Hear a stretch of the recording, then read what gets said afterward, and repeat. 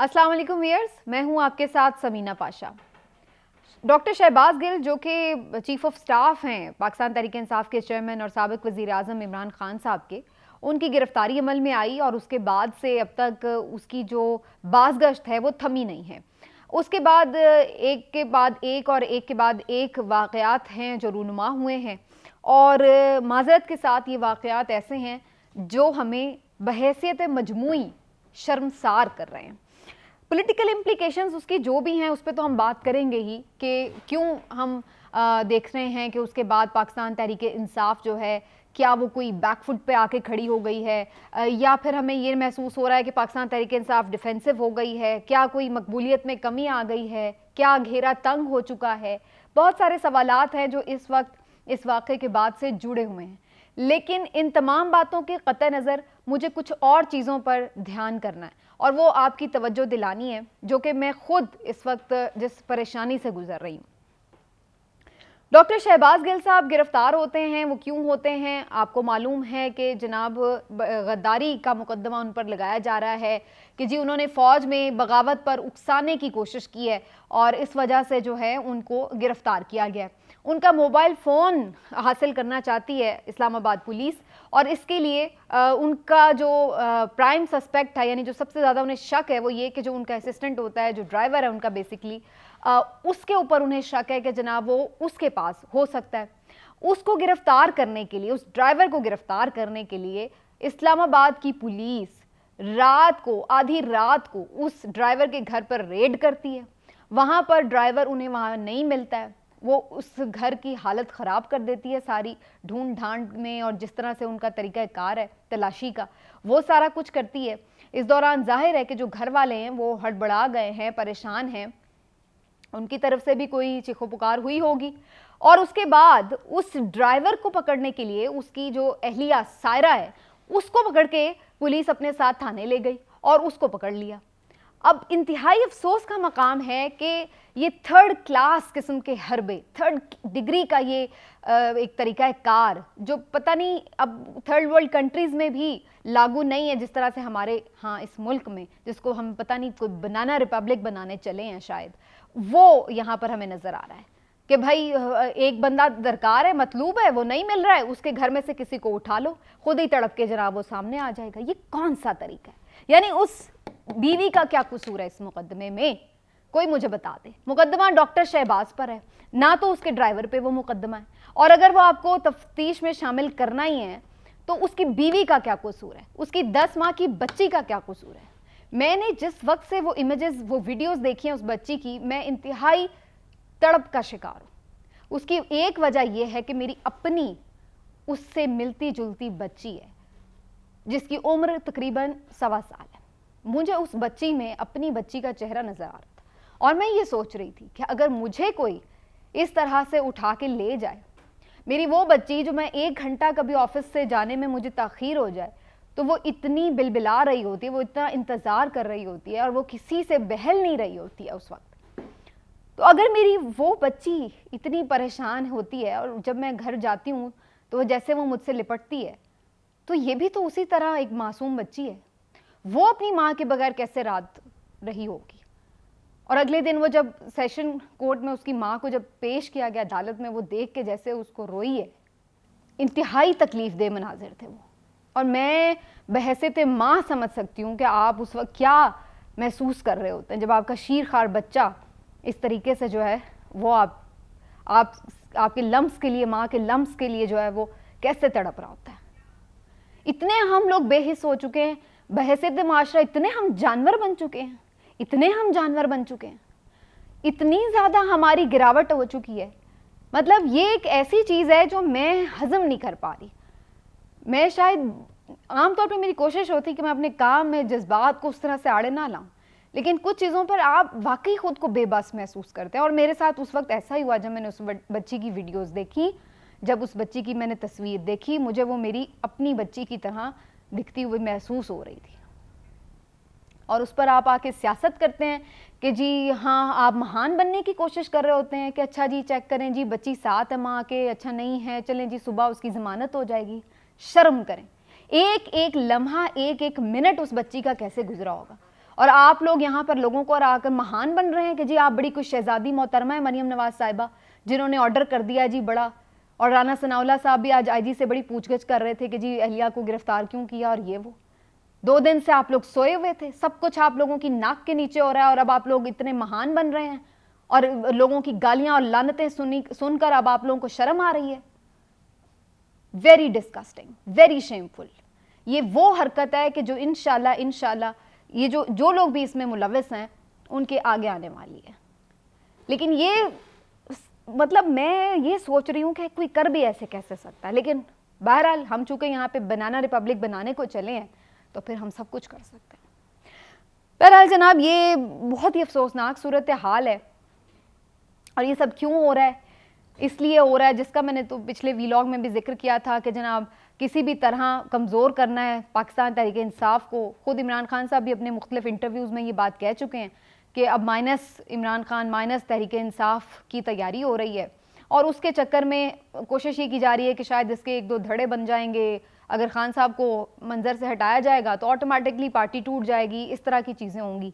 लेकिन ये उनका ख्याल है, उन्होंने उसके ऊपर अपना एक नैरेटिव दिया है मीडिया के ऊपर आकर, लेकिन बज़ाहिर हालात की मुताबिकत से देखा जाए तो उसमें कोई ऐसी दो राय भी नज़र नहीं आ रही, क्योंकि जो चीज़ें बताई जा रही हैं जिसके ऊपर इतनी बड़ी ज़बरदस्त कार्रवाइयाँ हो रही हैं, उससे कहीं बड़ी बातें खुद मरीम नवाज़ शरीफ साहिबा, नवाज़ शरीफ साहब ने की हैं।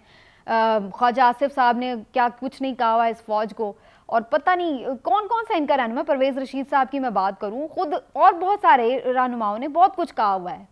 ना सिर्फ ये कि फ़ौज को कहा हुआ है, सरबराहान को कहा हुआ है, पता नहीं क्या क्या कुछ कहा हुआ है। तो ये भी अगर एक बयान है, ठीक है, आप कह सकते हैं ना इत्तफाक करें आप, ठीक है, आपकी मर्ज़ी है, लेकिन बात ये कि इस हद तक इस तरह की कोई वो बात नहीं हो गई थी मुल्की सालमियत के ख़िलाफ़ कि जिस तरह से रिएक्ट किया जा रहा है। बहुत ही शेमफुल और डिस्गस्टिंग है।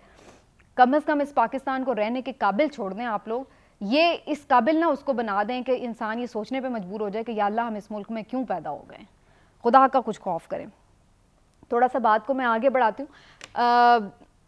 इसके बाद जब से ये शहबाज गिल साहब का वाक़या हुआ है, उसके बाद से ऐसा लग रहा है कि जो PTI है वो कुछ बैकफुट पर है।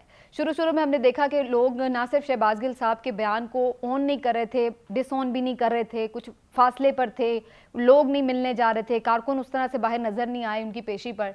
तो इस पर भी हमें मुख्तलिफ जो मुखालिफिन हैं उनकी जानिब से ये तनकीद सुनने को मिली कि जनाब देखा जी कोई इन्होंने छोड़ दिया उसको उसके हाल पर, ये वो। और फिर ऐसी भी खबरें फैलाई जा रही थी कि शहबाज गिल साहब ने कोई तराफी बयान दे दिया है और उन्होंने सारा मलबा इमरान खान साहब पर डाल दिया। लेकिन अल्टीमेटली ये सारी चीज़ें बज़ाहिर तो गलत बयानी ही साबित हुई हैं। अभी तक ऐसी कोई चीज़ नहीं हुई है कि जिससे ये कहा जाए कि जी शहबाज गिल साहब मान गए कि जी उन्होंने कोई गलत किया है और इमरान खान साहब की इमा पर किया है।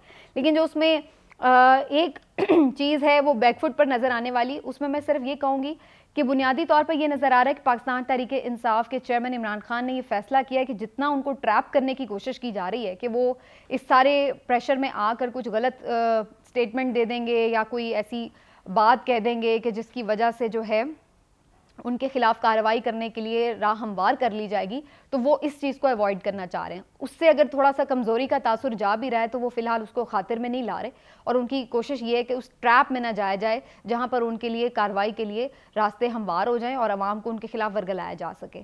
तो ये उनका बुनियादी इस वक्त जो है वो स्ट्रैटेजी नज़र आ रही है जिसके ऊपर वो चल रहे हैं। लेकिन जो एक और अहम बात है वो ये कि कल का जलसा यानी 13 अगस्त का जो जलसा, जिसको फिर रात गए तक वो जारी रखेंगे, 14 अगस्त की जो जश्न आज़ादी के सेलिब्रेशंस हैं उसके साथ उसको जोड़ा जाएगा। 13 अगस्त के जलसे पे बड़ी बात हो रही है। एक तो उसके जो मकाम का इंतखाब है उसके हवाले से, उसकी बुनियादी वजह यह कि जो हॉकी स्टेडियम है उसके ऊपर कहा जा रहा है कि जी उसको ख़राब किया जा रहा है, जो उसकी एस्ट्रोटर्फ है उसको उखाड़ा जा रहा है इस जलसे के लिए, और बड़ी लान तान हो रही है कि जी एक तो उससे जो पैसे हैं वो ज़ाया हो रहे हैं, दूसरा जी जाहिर है कि खेलों की सरगर्मियाँ मुतासिर होती हैं, और ये भी कहा जा रहा है कि सियासी मकासद के लिए कौमी असासों को इस तरह से नुकसान नहीं पहुँचना चाहिए। बुनियादी तौर पर इसका जो लॉजिक है वो ठीक है कि खेलों की सरगर्मियों को इस पर नहीं हावी होना चाहिए सियासी तकरीबात को, लेकिन इसमें अगेन थोड़ा सा प्रोपेगेंडे का एलिमेंट हो सकता है। उसके लिए ज़रूरी ये है कि फैक्ट्स को चेक कर लिया जाए। क्योंकि ये भी अब रिपोर्ट किया गया है कि जो एस्ट्रोटर्फ थी वो अपनी जो मुद्दत थी वो पूरी कर चुकी थी और अब उसको चेंज होना ही था, तो वो इसलिए उखाड़ी जा रही थी कि उसको उसके बाद रिप्लेस कर दिया जाएगा और नई एस्ट्रोटर्फ के लिए जो टेंडर है वो भी जारी कर दिया गया है। तो वो ऑटोमेटिकली उसका टाइम पूरा हो रहा था, तो मीनवाइल उनका जलसा भी उसमें सेटल कर दिया गया उसी टाइम पीरियड में।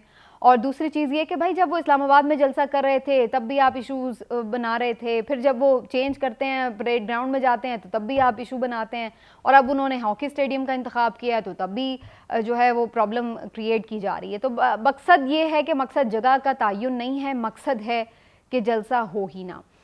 इमरान खान साहब ने जितना, इमरान खान साहब की इस वक्त की कामयाबी क्या है? इमरान खान साहब की इस वक्त तक की कामयाबी है वो बड़े बड़े क्राउड्स, वो बड़े बड़े चार्ज जलसे, लोगों का वो जमे गफ़ीर जो उनकी कॉल पर निकल रहा है, जो सर्दी नहीं देख रहा है, जो गर्मी नहीं देख रहा है, जो हब्स नहीं देख रहा है, जो बारिश नहीं देख रहा है, जो रोज़े भी नहीं देख रहा है और निकल रहा है। ये चीज़ है कि जो सब ताकतवर हलकों में एक जिसको कहते हैं लर्जा तारी किया होता है, वो वाली सिचुएशन बन गई। क्यों नहीं पीडीएम इलेक्शन की तरफ जाना चाहती, क्यों इस लंगड़ी लूली हुकूमत के साथ रहना चाहती है? क्योंकि उन्हें मालूम है कि इस वक्त अवाम कहाँ खड़ी। क्यों मालूम है, कैसे मालूम है? क्योंकि इमरान खान साहब ने के जलसों ने वो प्रूव की है चीज़। उस अवामी मकबूलियत को ख़त्म करने के लिए ही तो सारी कोशिशें की जा रही हैं कि किसी तरह वो अवामी मकबूलियत ख़त्म हो, और उसके लिए टाइम गेन किया जा रहा है कि अगले साल अगर अगस्त में इंतखाब होते हैं तो मीनवाइल दो तीन चीज़ें हो सकती हैं कि एक तो ये इमरान खान साहब को किसी तरह टेक्निकली नॉकआउट किया जाए, नंबर 2 पाकिस्तान तहरीक इंसाफ को डिवाइड किया जाए, नंबर 3 जो ये सेटअप है, मौजूदा सेटअप है, वो इस काबिल हो सके कि वो आवाम को कुछ रिलीफ दे सके, नंबर 4 कुछ ऐसी तैनातियाँ हो सकें जिसके लिए अगले इलेक्शन के लिए सबको जो है एक क्या लें आपके अपनी अपनी सेटलमेंट करने का मौका मिल सके, नंबर 5 नवाज शरीफ साहब वापस आ सकें और वो भी इंतखाबी सियासत के लिए अहल हो सकें, नंबर 6 मरीम नवाज साहिबा की भी अहलियत हो सके। तो ये वो सारी चीज़ें हैं कि जिसके लिए, और नंबर 7 ऑफ कोर्स जो बाकी रेलिवेंट पार्टीज़ हैं वो भी अपने अपने तौर पर अपने अपने हिस्से के लिए जो हम इंतज़ार में कि केक में से उनको भी उनका हिस्सा मिले। तो इस सब के लिए टाइम चाहिए। टाइम इसीलिए 1 साल का ये चाह रही है गवर्नमेंट कि वो रहे और अपने लिए सूरत हाल को सूटेबल कर ले। लेकिन क्या ये सारी चीज़ें हो सकेंगी, ये एक बहुत बड़ा सवाल है। कल का जलसा अब 2-3 चीज़ों का बेसिकली तयन करने जा रहा है। वो कौन कौन सी चीज़ें हैं वो भी मैं आपको बता देती हूँ। पहली बात तो ये कि जो इमरान खान साहब ने लास्ट जलसे किए थे अभी तक आपने देखा, जो इलेक्शन कमीशन के खिलाफ उनका लास्ट प्रोटेस्ट था वो शायद उस तरीके का था भी नहीं, क्योंकि वो स्कैटर्ड प्रोटेस्ट था। मुख्तलिफ शहरों में इलेक्शन कमीशन के दफातर के बाहर छोटी छोटी जगहों पर हमने देखा कि लोगों ने करना था। उससे इमरान खान साहब का पर्सनली कोई वहाँ पे प्रेजेंस भी नहीं थी और ना ही उस तरीके से, तो वो कोई इतना बहुत बड़ा इम्पैक्ट नहीं था। अब जो सिचुएशन है ये दोनों के लिए डू एंड डाई की सिचुएशन है, क्योंकि एक तो इमरान खान साहब को ये दिखाना है कि इस फॉरेन फंडिंग केस के फैसले के बावजूद भी लोग क्या उनके साथ खड़े हैं या नहीं खड़े, नंबर 1। नंबर 2 ये कि गद्दारी के मुकदमात और गद्दारी के इल्ज़ामात के साथ क्या लोग अब भी उनके साथ खड़े हैं या नहीं खड़े। उन्हें यह शो करना है कि अवामी ताकत आज भी उनके साथ खड़ी है या नहीं खड़ी। दूसरी जानिब हुकूमत वक्त के लिए यह ज़रूरी है कि वो ये साबित करें कि इमरान खान साहब अपनी मकबूलियत जो है वो खो रहे हैं, अवाम में उनका बयानिया जो है वो दम तोड़ा है, और वो ये चाहते हैं कि ये जलसा नाकाम हो, जलसे में उतनी बड़ी तादाद में लोग मौजूद ना हो, ताकि वो ये कह सकें कि देखें जी अब अवाम को समझ आ गई है, आप फॉरेन एडेड पार्टी हैं और आप जो हैं वो बाहर के एजेंडे को मुसल्लत करना चाहते हैं, और इसी वजह से आप पाकिस्तान आर्मी को अटैक कर रहे हैं और उसको कमज़ोर करना चाहते हैं। इस वजह से जो है लोग अब आपके साथ नहीं खड़े। तो इसलिए ये जो 13 अगस्त का जलसा ये बड़ा इंपॉर्टेंट है। इमरान खान साहब इस जलसे में उनका ये कहना है कि कुछ लाहे अमल देंगे मुस्तकबिल के लिए। ये अब देखना होगा कि इमरान खान साहब क्या स्ट्रेटजी अपनाने जा रहे हैं।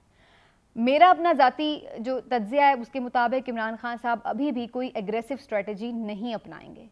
आप दोबारा से सुन लीजिए, मेरा ये कहना है कि इमरान खान साहब कोई एग्रेसिव स्ट्रेटजी नहीं अपनाएंगे।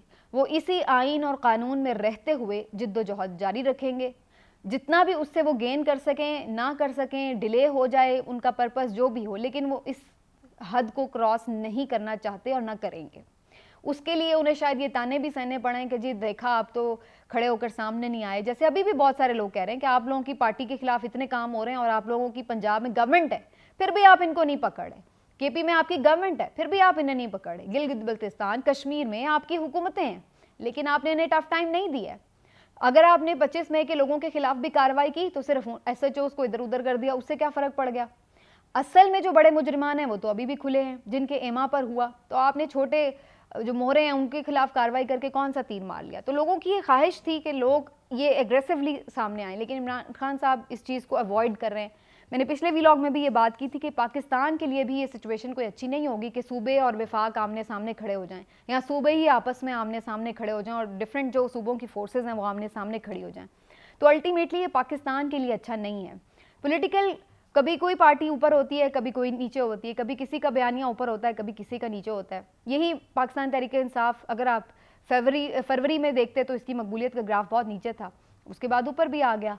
तो अब ये बयानिया ऊपर नीचे हो जाता है, पॉलिटिकल पार्टीज़ की जो मकबूलियत है वो ऊपर नीचे हो जाती है, लेकिन बुनियादी चीज़ ये है कि आपकी जो स्टेट है उसको नुकसान नहीं पहुँचना चाहिए, रियासत पाकिस्तान को महफूज रहना चाहिए। बात थोड़ी तवील हो गई है, मज़ीद भी कुछ अहम डिस्कशंस हैं इंशाल्लाह अगले व्लॉग में आपसे करेंगे। अपना ख्याल रखिए, अल्लाह हाफ़िज़।